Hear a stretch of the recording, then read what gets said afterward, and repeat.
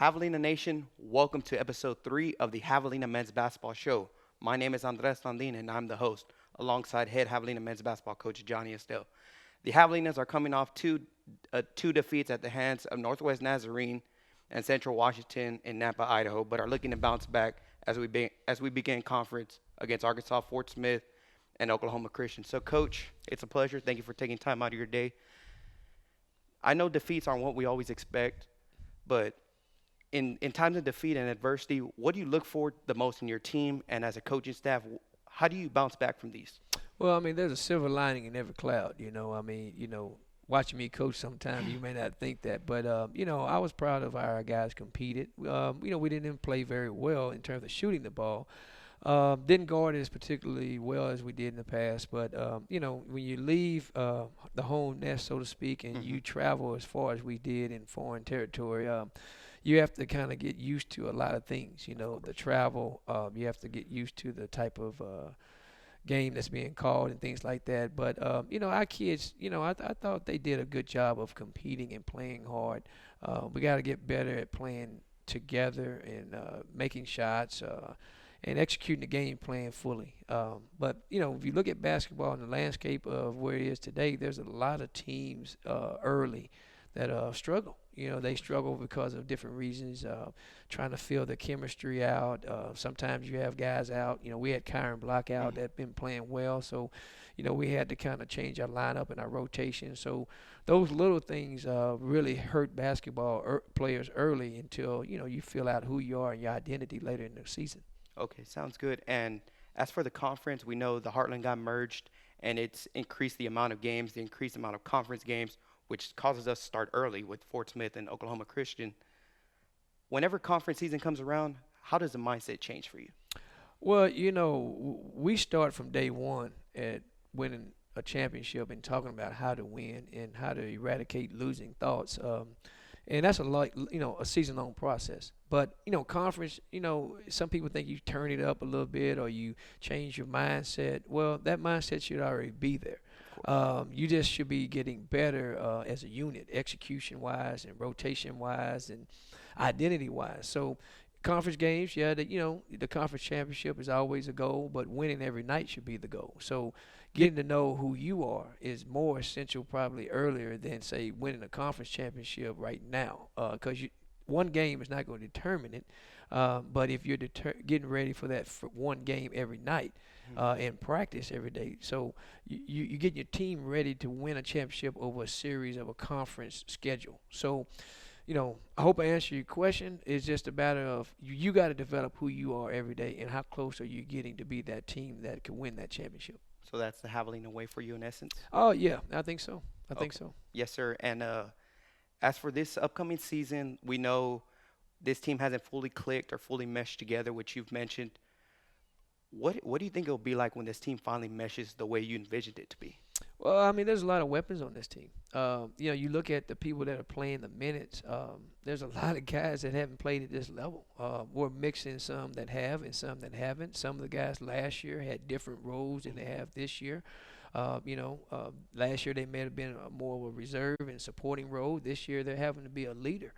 You can't overestimate that. Game time. They're playing more minutes than they played before. So, these are not excuses. They're reasons why. And it takes time for them to adjust to that. You have to develop leadership today. There's some that are good leaders, but then there's some that have to be nurtured into leaders. So you have to teach those. And so you're going to have to, encounter a little failure or maybe a loss here or there, maybe a game you should win that you have to learn from. But that's how you get to the end of the road. You want to be playing good at the end of the year. Of course. If you're playing well now, I mean, there's only one place to go. It's down. Of course. And those two teams that we played are very good coach teams. They have good talent. I told you last week, I'm a very poor scheduler, but if you look at my track record as a head coach, I want to play the best. I want to play the best coaches. I want to play the best talent to get my team prepared for the later in the season. And I know, as you mentioned, we have a bunch of JUCO guys like the likes of Sammy Brooks, Trey Flowers. We have a D1 transfer, John Guerrero. What's the biggest thing like you try to groom these players into, and like as we approach conference in, because the talent is going to increase, the amount of competition will increase. How do you get their mindset to this Lone Star Conference approach? Well, I think it's every day. It's having a way, and I know that's always sound cliche. It's the Javelina way, but it's a way we're going to attack Of every course. day. And all these guys come from really good programs, from good coaches, but they have to adjust how we do things. Hmm. Meaning that don't mean that what they did was wrong and what we're doing is right. It's just meaning what the expectation level, their role is. Like John Guerrero, I was talking to him yesterday. I said, you went from a guy that was a walk-on phenom and started and went to three national Hmm. tournaments and won three championships, but your role wasn't like it is here.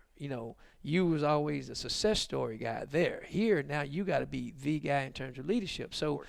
there's an added pressure to that, but we acknowledge that as a staff, and that's and John acknowledges that, and he's adjusting to it. And those are the little things that you don't really see, that don't come up in a stat sheet or a score, that the everyday fan don't really Hmm. understand. But once it starts clicking and you start seeing guys feel more comfortable and understanding, then you'll start seeing their true talents that will come out. They feel they know each other, they know each other's game, and things of that such. They know the system better, Of they know course. me better, and they know the staff expectation in the league better. So Yes, sir. that's kind of how you get better down in the stretch. You just got to recruit the right kind of kids, and we've got kids with high character and guys that have a high volume for work ethic and Hmm. win and have the will to win.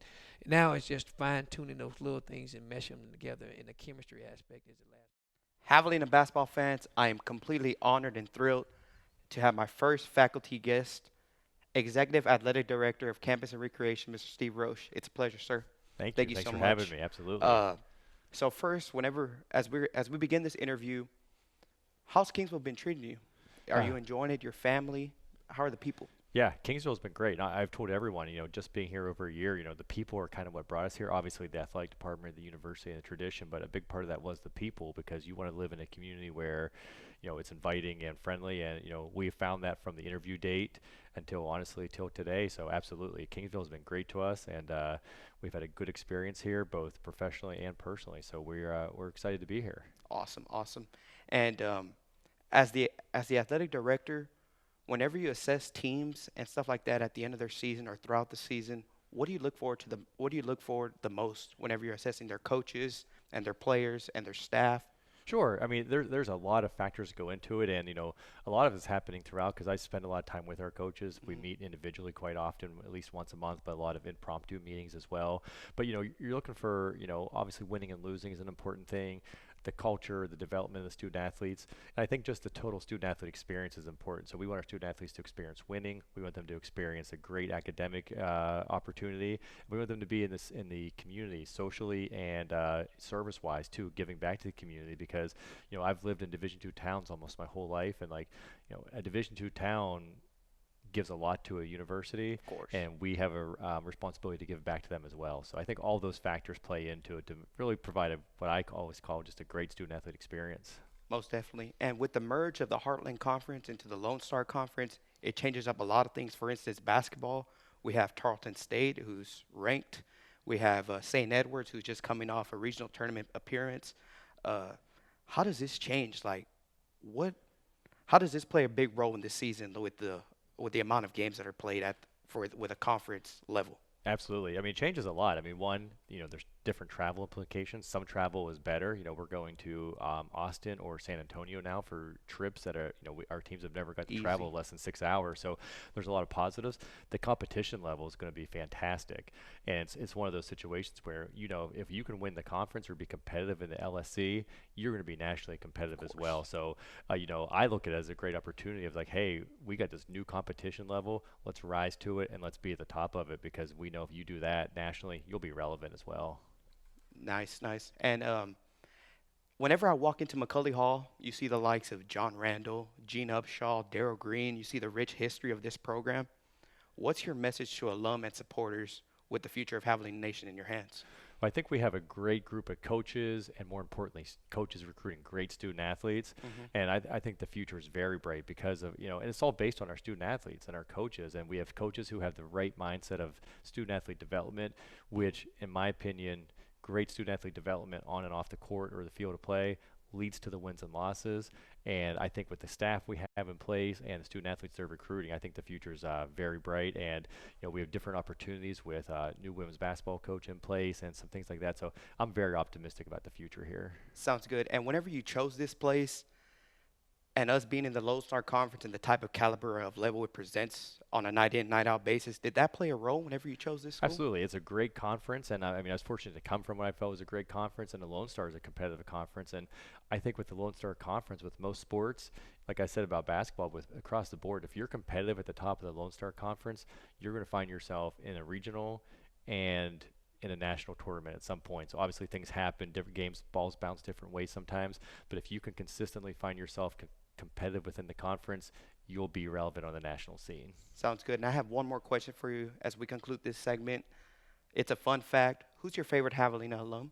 I think it'd be hard not to sit in this locker room and not say our own Johnny Estelle has to rank up there. But in all seriousness, that's almost an impossible question because, like you said, you walk into our Macaulay Hall, you walk around our buildings, Of course. and we are just so fortunate and blessed with the number of just outstanding alumni, both athletically and those who are not student athletes. But it's amazing when you actually start going through the archives here of what's been accomplished, and that's our goal, is to make sure we provide our student athletes opportunity to keep accomplishing like that.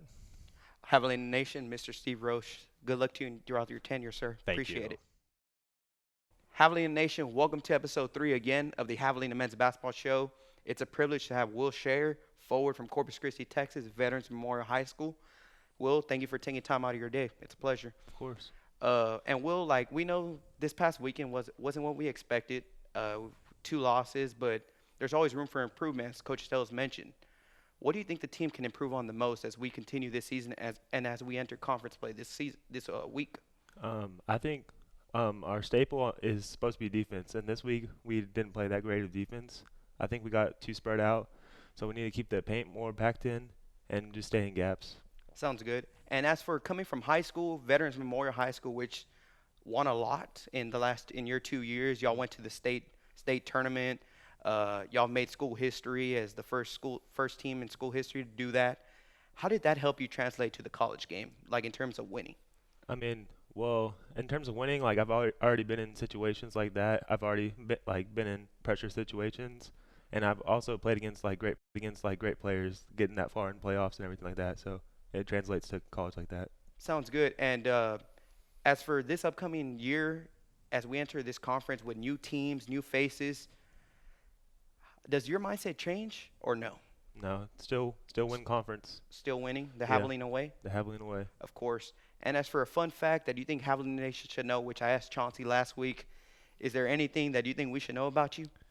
I mean, I can drink a water bottle in about 1 second. For real? Yeah, Interesting. Maybe we could do it one time on this show. We Yeah, could show the people. maybe. Yeah. All right. Well, thank you for taking time out of your day, and good luck to you this Yeah. weekend as we travel to Arkansas, Fort Smith, and Oklahoma Christian. Appreciate Thank you it, so Andres. much. Javelina men's basketball fans, that'll conclude episode 3 of the Javelina men's basketball show. Once again, thank you to my guests, Will Shayer, Mr. Steve Roche, and Coach Johnny Estelle for taking time out of their day to join me. The Javelinas will be on the road as they begin conference play this week against University of Arkansas, Fort Smith, and Oklahoma Christian. And then they'll be back for the Thanksgiving Classic on November 29th against CSU Pueblo. Once again, my name is Andres Landin, and I'm the host of the Javelina Men's Basketball Show. Thank you, and go Havs.